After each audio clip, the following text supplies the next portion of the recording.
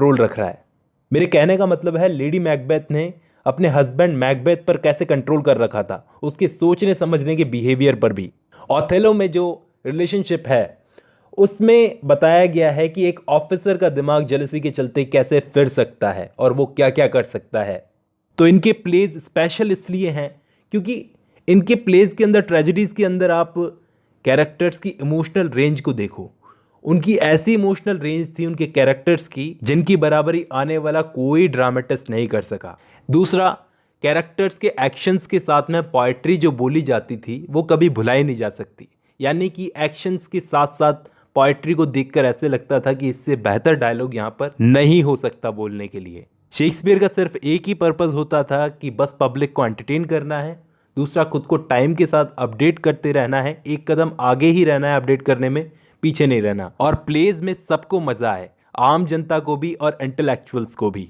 वो कैसे?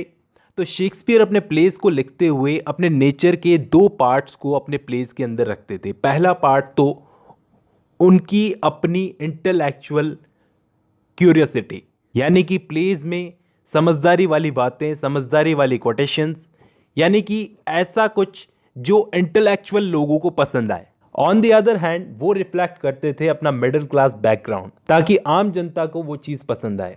अगर उनके दो एक्टर दोस्तों ने उनके वर्क्स को फर्स्ट फोलियो में पब्लिश नहीं करवाया होता तो ऑफ कोर्स आज शेक्सपियर आज हम जानते हैं वो नहीं होता, गुमनामी में ही उनके प्लेज खत्म हो जाते। दूसरा, लैंग्वेज के साथ शेक्सपियर अच्छा गेम खेलते थे जिसे आज के स्टूडेंट्स के लिए समझ पाना थोड़ा सा मुश्किल है, लेकिन उनके प्लेज का मकसद साफ होता था कि क्या कहना चाहते हैं प्ले के थ्रू। एक क्वालिटी शेक्सपियर की ये थी ओपननेस, अपने पॉइंट ऑफ व्यू में किसी भी टाइप का रेस्ट्रिक्शन नहीं रखना।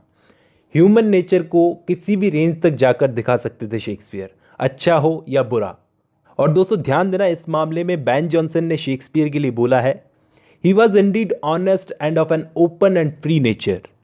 और ये भी बोला है, he was not for an age but for all time.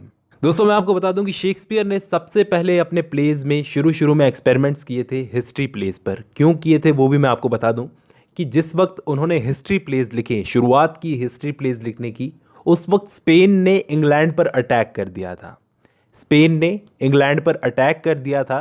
मैंने आपको पिछली ही वीडियो में बताया है, स्पेनिश आर्माडा, उसके बारे में मैंने आपको बताया है। तो अटैक कर दिया था।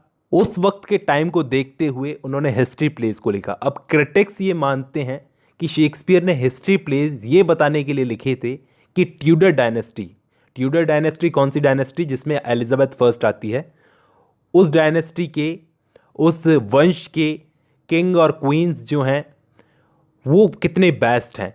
ऑडियंस को पैट्रियोटिक बनाने के लिए, देशभक्ति जगाने के लिए शेक्सपियर ने वो प्लेज लिखे थे। क्रिटिक्स ऐसा कहते हैं। खैर जो भी रीज़न रहा हो हिस्ट्री प्लेज को लिखने का शेक्सपियर का, लेकिन इस फॉर्म में उन्होंने इनोवेशन कर दिया। कैसे कर दिया कि दोस्तों शेक्सपियर को हिस्ट्री प्लेज लिखने का आइडिया आया था क्रिस्टोफर मार्लो से।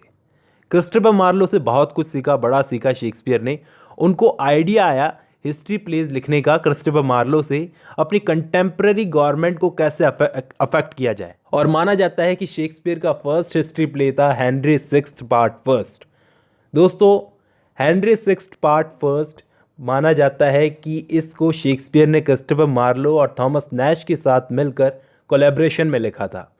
एलिजाबेथन टाइम में कोलैबोरेशन करना, यानी कि साथ मिलकर लिखना, मिला जुला वर्क लिखना, ये चीज़ कॉमन थी। फिर Edward third, Henry six part two, Henry six part three ऐसे लिखा था। लेकिन दोस्तों शेक्सपियर कभी भी क्रोनोलॉजिकली नहीं चलते थे। फिर रिचर्ड थर्ड, और उसके बाद कॉमेडीज पर एक्सपेरिमेंट करना शुरू किया। कॉमेडी में सबसे पहला एक्सपेरिमेंट किया था कॉमेडी ऑफ एरर्स पर। कॉमेडी ऑफ एरर्स दोस्तों शेक्सपियर की इमैच्योर कॉमेडी मानी जाती है, और इसको लिखने के लिए शेक्सपियर ने सोर्स उठाए थे एक रोमन प्ले